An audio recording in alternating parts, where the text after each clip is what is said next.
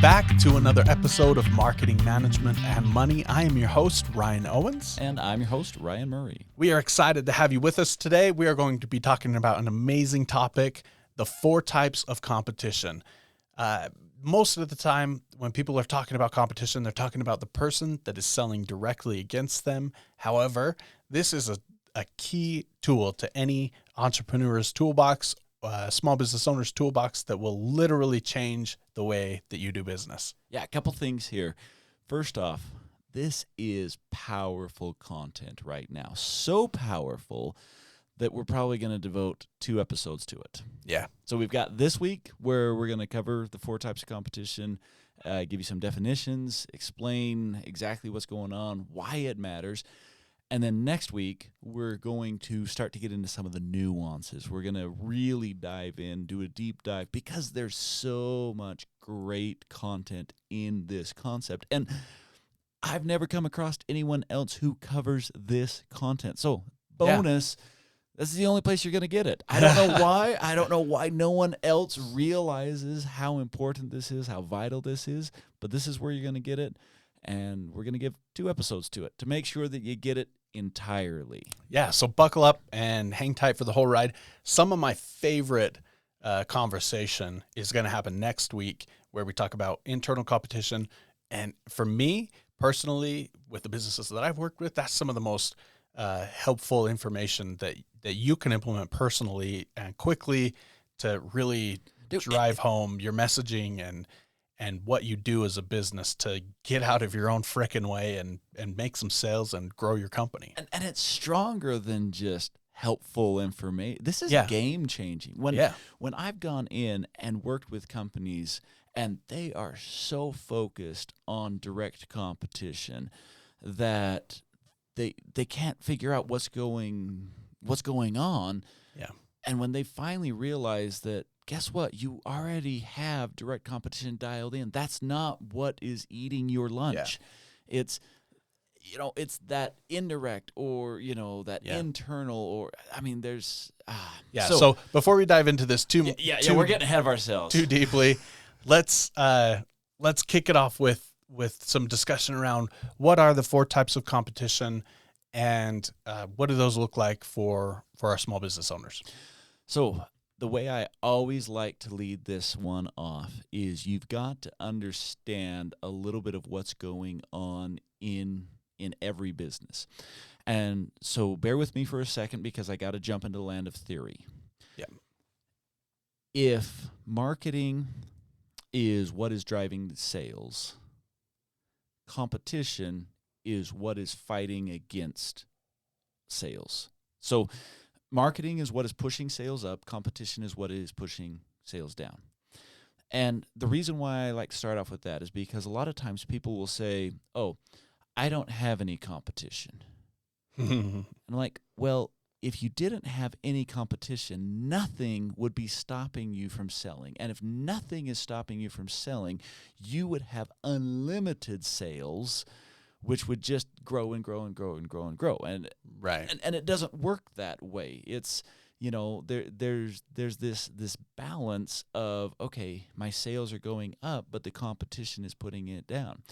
And so, I have these people that, they'll just be like, oh yeah, well, no one's competing against me or whatever. And I'm like, you just don't actually understand where your competition is coming from. And that right there is why this is so important, because so few businesses truly understand where their competition is coming from, and they spend a lot of time worrying about non-competition. Yeah. And I just want to reiterate a point here that when we talk about competition, we're talking about these 4 different types. When most people talk about competition, they're talking about one specific type, which is what we're going to refer to as direct competition. Mm-hmm. So when we say competition, we're not talking about the person that's selling against you. We're not talking about that direct competitor. We're saying what is throttling your sales. Yeah. What is pushing back against your marketing? It has nothing to do with another company necessarily. It could be a myriad of different things, but as we're going through this and you're listening to this, you need to understand that though we may say the word competition, we are referring to a few different varieties, not just that person that's selling against you. Yeah. So competition is anything that eats into your revenue. Yep. So if your revenue is being held back, that is competition. And Yeah. if you understand that definition, then you can begin to understand the 4 types of competition, which are, number 1, direct competition, number 2, indirect competition, number 3, open market competition, and number 4, internal competition. Let's take a second and do a quick definition on these, Perfect. and then I want to start giving some examples. Yeah, okay? let's do a quick definition and a quick example. Okay. So if I'm talking about direct competition is any product or service that meets the exact same need that my product or service is meeting. And so if you think about it, and this is the example that I really like to use in this one, is I like to talk about, the movie theater. And I say, okay, if I'm a movie theater, what's my direct competition? The other movie theater. Right. And if it's the other movie theater, how are they going to compete? Well, they've got to compete against me by having, bigger screens, better sound, bringing a pizza right to you. The chairs now move and walk as you're watching it, and they have mist that sprays out of the theater. And all of those things are for direct competition. That's exactly the direction that the whole movie theater market is moving, is they're trying to get more elaborate than the other movie theaters because they're going against direct competition. And so I love to ask this question when I'm doing this in a live seminar. This is one of my favorite things to do. Is I ask the question, I'm like, okay, if I'm a movie theater and my direct competition is the other movie theater, what becomes my indirect competition? And I always get the answer of something to the effect of Redbox or Netflix. Right? Yeah, right. And I say that is the most common wrong answer. Yeah. Because that is not indirect competition. If you go back to the definition of direct, it's a product or service that meets the same need. And so if you think about Redbox or Netflix, picture this. I'm married, you're married, all right? Go to our wives. We say, hey, hon, you've had a long week. The kids have been driving you crazy. Why don't I take you out? My wife's going to be like, oh, that sounds wonderful. And I say, would you like to go see a movie? Oh, yes, I would love to go see a movie.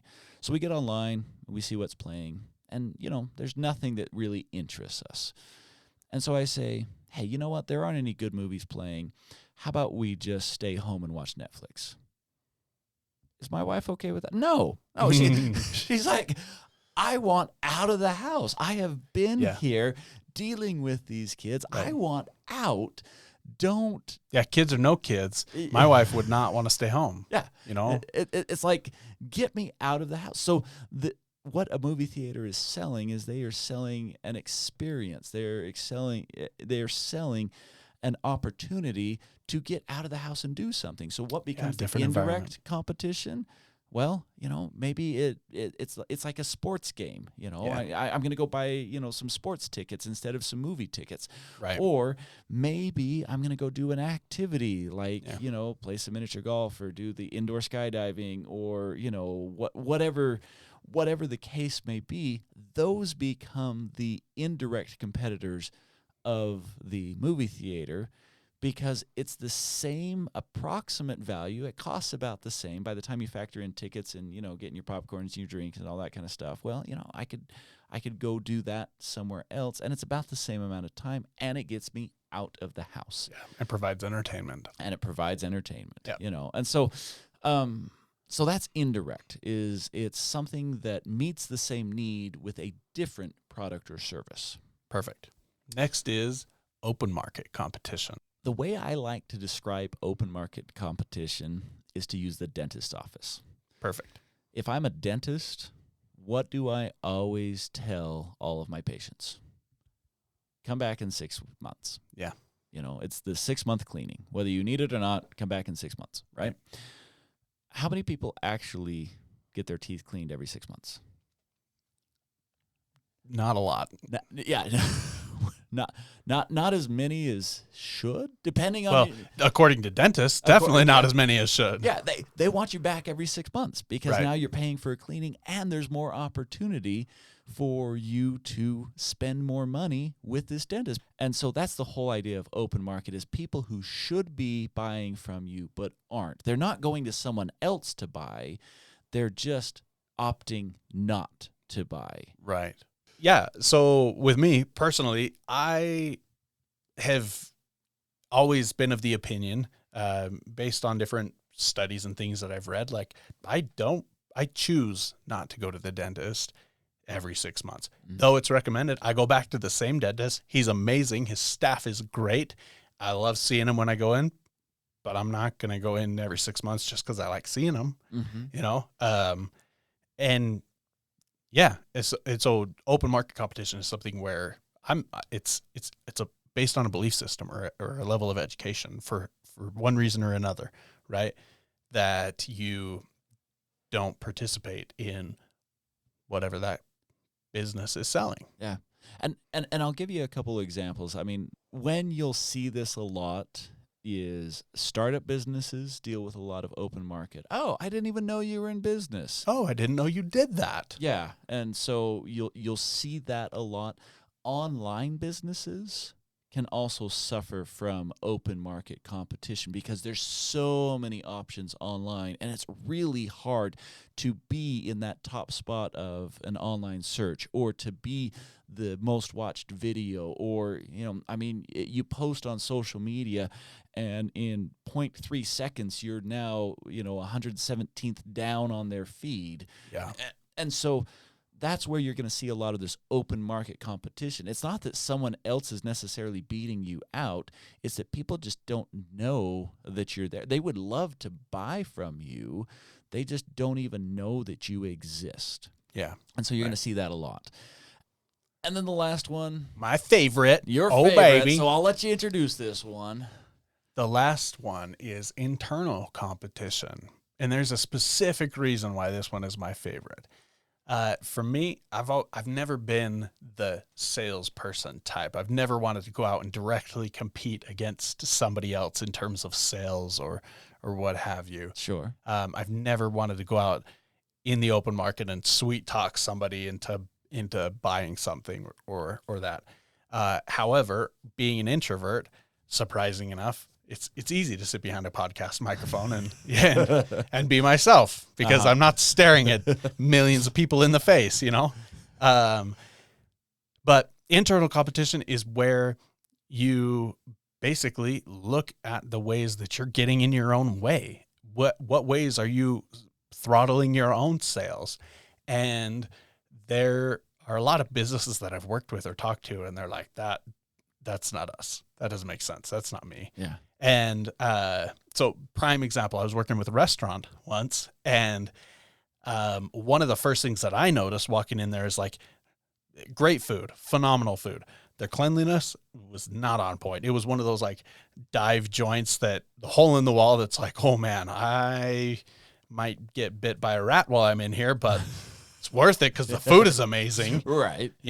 But while that was kind of their strength with their love group, it was also their internal competition because I was working with this restaurant in their restaurant, and I literally would watch people walk in and be like, you see it in their eyes, like their eyes get big and they're like, nope, we're not doing this, and turn around and walk out. Yeah. And they missed out on that sale. The customer was literally right there. They were inside their doors, coming in hungry, ready to buy something, and they saw the uncleanliness, the unkemptness of the restaurant, and they were like, peace out. Yeah. Right? Yeah.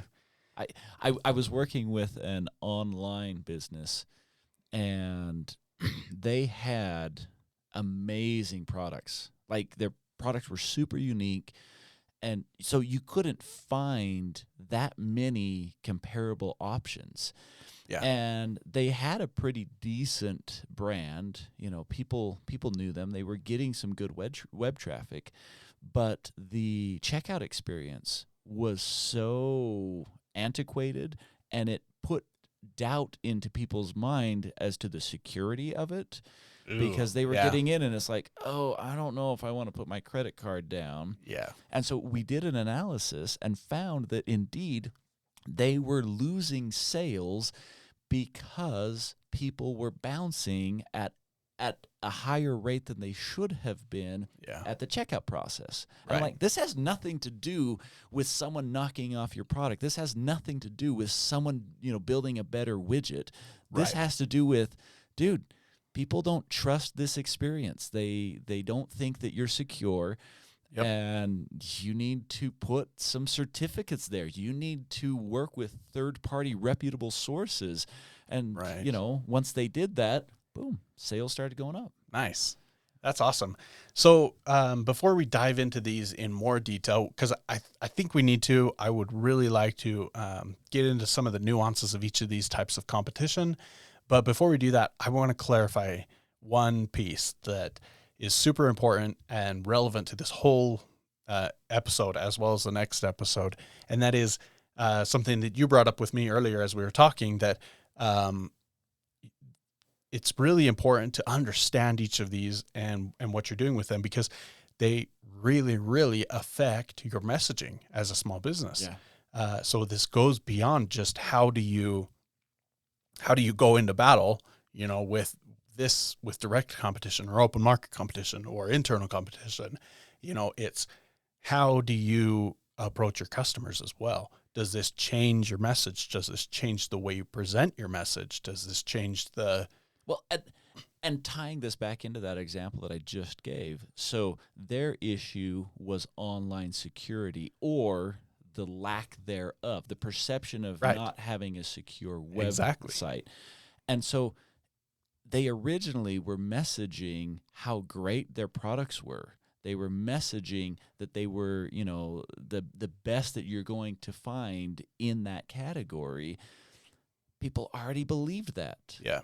And so no amount of marketing dollars put to make that message bigger is going to improve the sales. And so they had to change their message to, hey, we're now secure. Yeah. And well, because that's I'm sure what part of why they were losing the sales was, it's once you introduce that dissonance of, hey, we've got the best products on the planet for this niche, and we also have a really crappy experience checking out. It's like, hey, wait, what? Yeah. No, thanks. Peace out. Like Right. once a customer feels that, once you introduce confusion, boom, you lose the sale. You lose customers. It's just fact. Mhm. And Now, before we get too far into that, Yeah. because messaging is technically going to be what we're going to cover in part 2, Right. which is going to happen next week. right. So I need to wrap up with there's a key element that we want to discuss today in this week's episode that's kind of the takeaway that I want everyone to have. And then we're going to get into some messaging. We're going to get into some specifics on how to really work with, these different types of competition.